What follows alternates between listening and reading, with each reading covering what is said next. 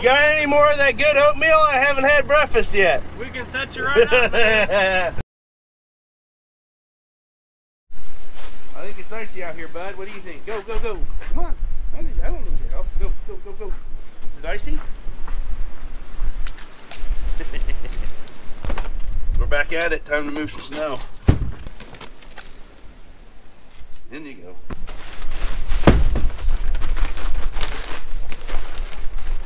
It's actually going to be the second day of pushing snow. I pushed some snow last night.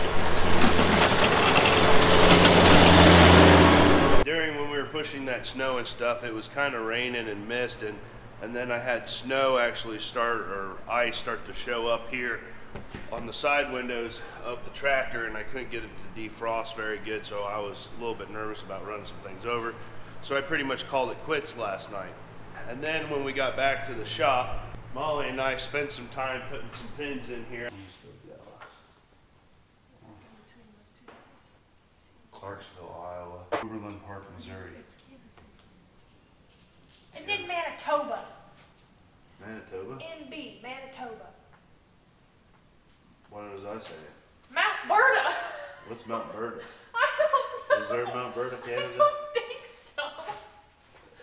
Ask I think Google you're if there's just a a Mount crazy Berta. person. It's Alberta. Alberta. Manitoba.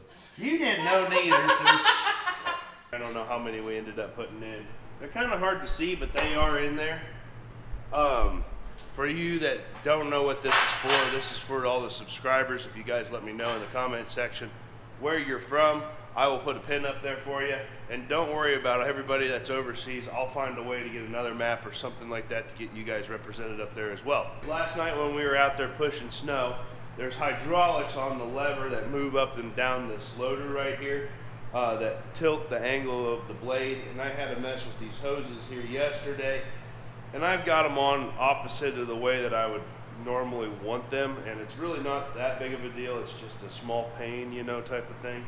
So I'm going to flip those back around before I head out to go do some snow removal.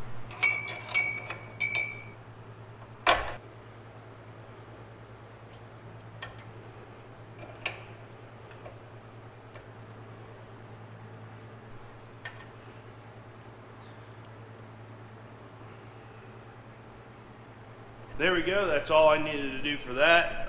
Put the tools away, gather up some snacks to keep some snacks in the tractor, because I actually don't know how long it takes me to usually do these snow routes. I also forgot, I put some fuel in here last night, so I'm going to add some house diesel treatment to it.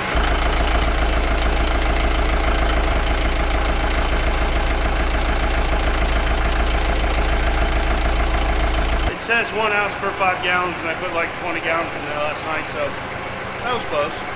So here's what we've got for weather. It snowed, I'd say probably about 3 inches, but then as soon as it stopped snowing, it started raining, so we got ice on top of that. So we've got a mixture of ice and snow.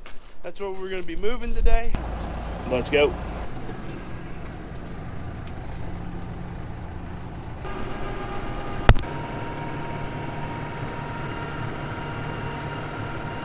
So this is the development that I push snow for.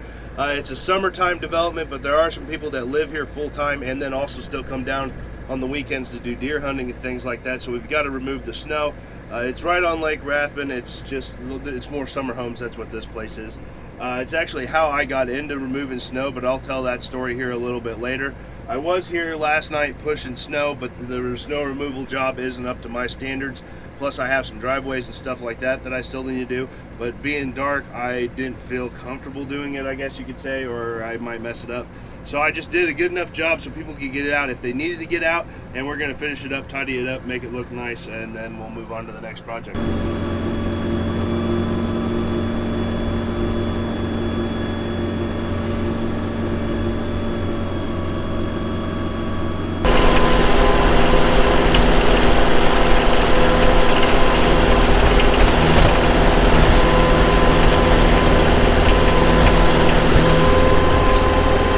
So here's an intersection that I can kind of kill 2 birds with 1 stone.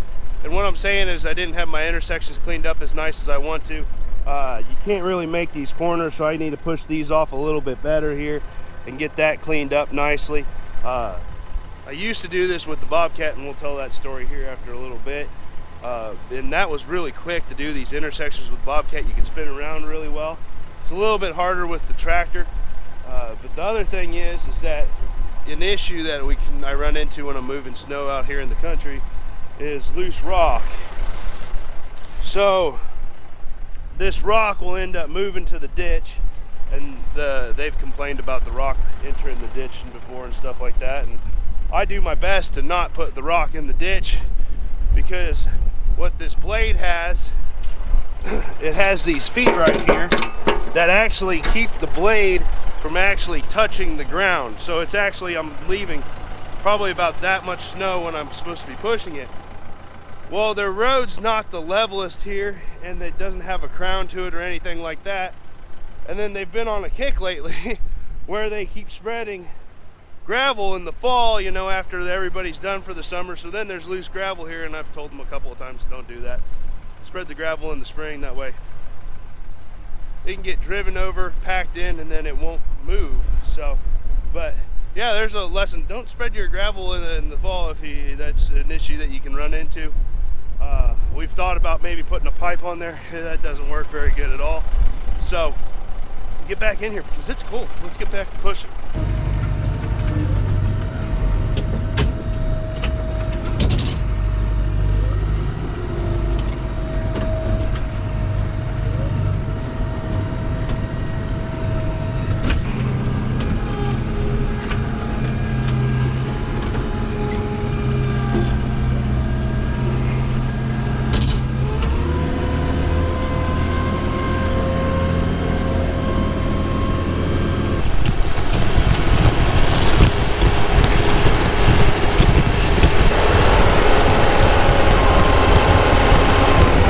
So now this here is an acceptable level of clean intersection as an example for you.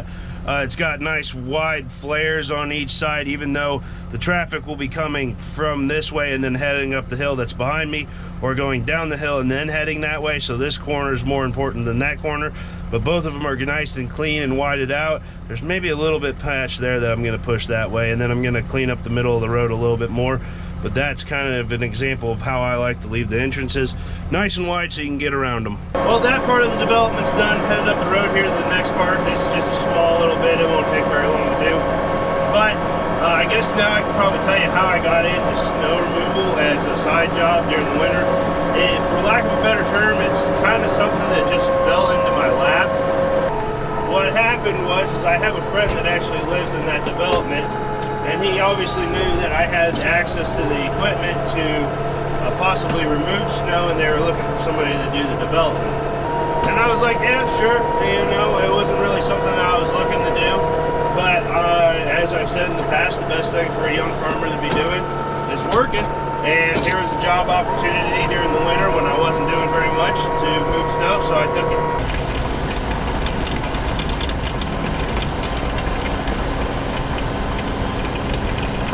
So I ended up purchasing this snow blade right here, which I'll show you the equipment here after a little bit, what we're using here today, and started to move snow. Well, during that time, it's like I would move the snow once or twice a year. So in a roundabout way, it actually took me about 4 years to even pay off the snow blade from moving snow. So during that time, or that stint, I was moving snow with the Bobcat 873, which you guys have seen. And that would be my choice to move snow with right now, I guess you could say. Moving snow with the skid steer is a really easy, quick way of doing it. But there's also some serious downfalls to it. One being that you have to trailer the skid steer everywhere to get it from one job to the next, which at that point in time wasn't that bad because I only had one job doing this right here. It was all the snow removal that I did. Well, then at one point, I was dragging the skid steer over here to move the snow, and it also iced. And basically, the skid steer trailer dragged my pickup truck into the ditch, which wasn't a great thing. That wasn't the biggest deterrent, didn't hurt anything, but we moved along, and then I still moved the snow. But later on that year, when I was moving the snow at the shop, I blew a hydraulic hose on this Bobcat, which put me into a pinch, and I needed to use a different piece of equipment because it was a hard line hose, not like a rubber hose that you can just fix really quickly. So I had to order in, and I also had to move the snow. So that's when I switched to this. So what we're using today is a Kubota M100X, so it's a 100 horsepower Kubota, and the snow blade is still the same. It's actually a long snow blade made by Long Inc. I don't know where that's out of or anything like that. With hydraulic tilt on 2 sides. I've showed you guys the foots on it already. Works pretty good. I think it's a 6-foot snow blade. Could be a little bit wider for what we're using, but it's pretty simple to use. It runs off of 2 buttons on the joystick, which moves the boom that I can move the tilt of the blade. So it took a little bit of time to actually get used to moving snow with this versus the skid steer. But the one thing that did not take very long to get used to, that Bobcat's an open station skid steer, has no heat. This thing, closed in, has heat. The heat did not take me very long to get used to whatsoever. So then last year, we had a crazy amount of snow, and I guess you could say the snow removal business snowballed. I never did anything like advertising or anything like that. It was just word of mouth that I did snow removal.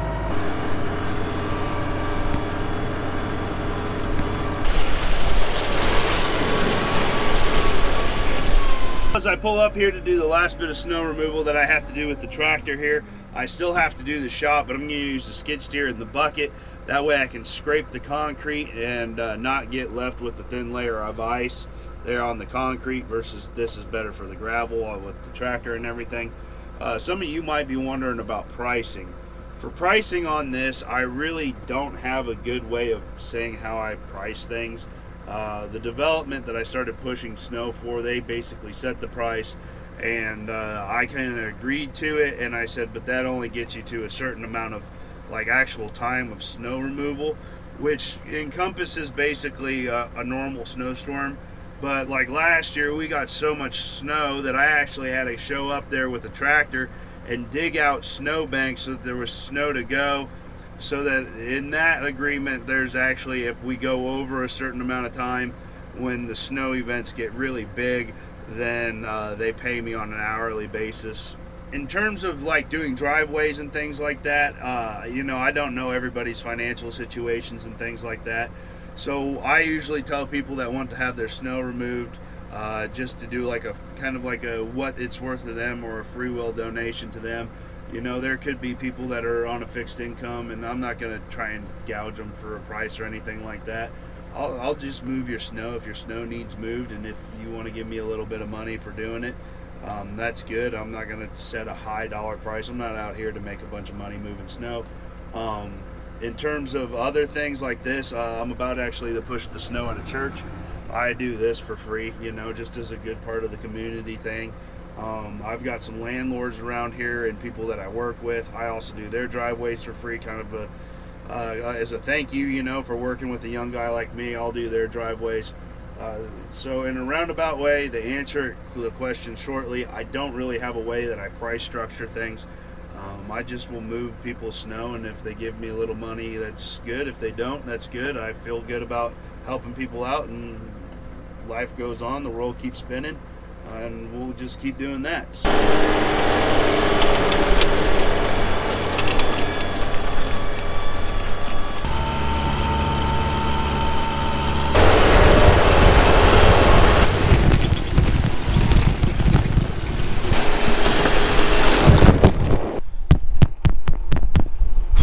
Oh geez, was that kind of cold? Well guys, this parking lot's done. It's well enough that they can get in here and have service tomorrow if the roads clear up and they can actually make it here. Had to leave a bit of snow here for these guys because they actually use pretty big stone for their driveway. But we're done with this machine right here, so that means we can go hop up on into the skid steer and finish this snow removal project up.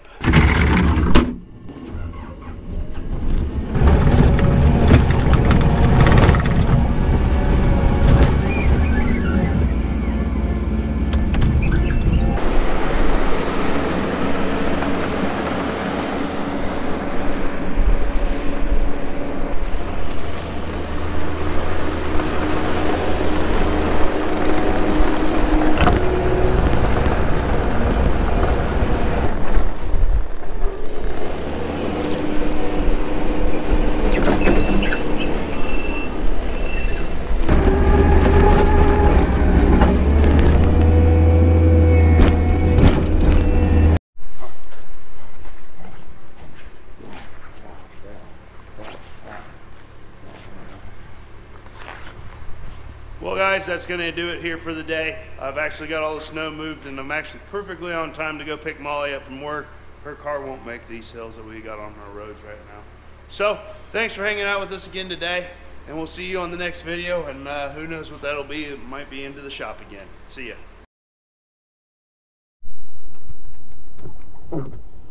Me and Itzy are just sitting here in the truck, waiting for Benjamin to go by so we can get a cool shot of him pushing snow from outside the tractor. His words. It's freezing.